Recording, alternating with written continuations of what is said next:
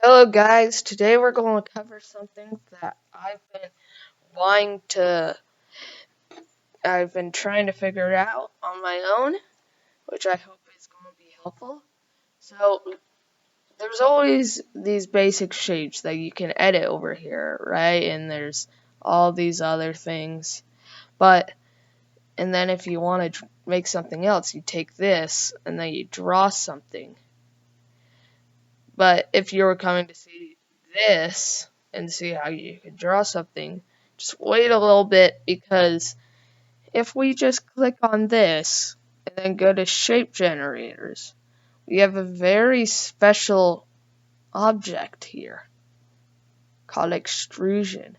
And look, as you see, there's this. You can like move it in cool ways. And it allows you to create more natural shapes. Like, and it makes for cooler looking designs. Like I just made an apostrophe right here ish. It just basically allows you to create things early easier. Like, yeah, it's just really helpful, and was hoping this would help. Have a good day. Bye.